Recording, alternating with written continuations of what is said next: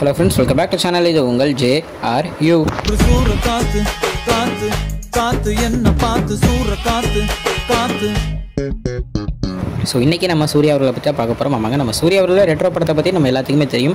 மே 1 release ஆக போகுது. அதே மாதிரி அவருடைய 45வது படமும் நம்ம ஆர்ஜே பாலாஜி அவருடைய டைரக்ஷனில் வரப்போகுது அப்படின்றதும் நம்ம எல்லாத்துக்கும் தெரிஞ்ச ஒரு நியூஸ் தான்.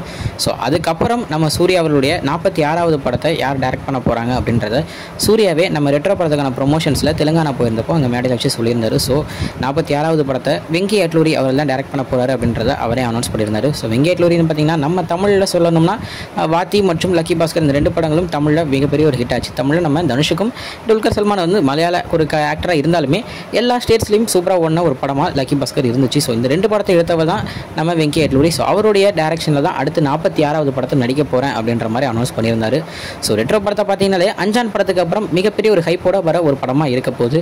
ஸோ இவருடைய ரெடம்ஷன் ஆர்க்கா திருப்பி வர ஒரு கம்பேக் ஃபிலிமாக அந்த படம் இருக்கும் அப்படின்னு எல்லாரும் நம்புகிறாங்க, நானும் நம்புகிறேங்க. ஸோ படம் வந்து சூப்பராகவே வந்திருக்கு அப்படின்றதான் பார்க்குற எல்லாருமே வந்து சொல்கிற ஒரு சின்ன ரிவ்யூவாக இருக்குது. அதாவது செலிபிரிட்டி சொல்கிறேன். ஸோ படம் 1ஆம் தேதி வருது. ஸோ எல்லோரும் தேட்டரில் போய் பாருங்கள். கன்ஃபார்ம் எனக்கு தெரிஞ்சு படம் வேறு மாதிரி இருக்க போகுது. ஸோ செம்ம என்ஜாய்மெண்ட்டான ஒரு படமாக இருக்கும்.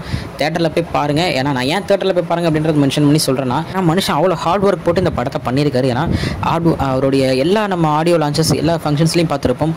ஒரு ஸ்மைலோட சூப்பராக செம்மையாக பேசுவார். பட் ஆனால் இதில் ரொம்பவும் ஒரு ஃபேஸ் வந்து கொஞ்சம் சோகமான ஒரு இதிலேயே இருந்தார். அதுக்கு ஒரு பர்சனல் ரீசன்ஸ் இருக்கலாம். ஆனால் ஃபேன்ஸ் சொல்கிறத வச்சு பார்த்தீங்கன்னா அவருடைய முந்தின படங்களுக்குள்ள அந்த பட்ஜெட்ஸாக இருக்கட்டும், அந்த வந்த கலெக்ஷன்ஸாக இருக்கட்டும், அந்த படத்துடைய ரீச் எவ்வளோக்கு எவ்வளோ கம்மியாக இருந்துச்சு அப்படின்றதுக்காகவே அவர் இவ்வளோ இப்படி ஆகிட்டா இருப்பா அப்படின்ற மாதிரி ஒரு பேச்சுகள் வந்து வந்துட்டு இருக்கு. ஸோ அது வந்து உண்மை இல்லை.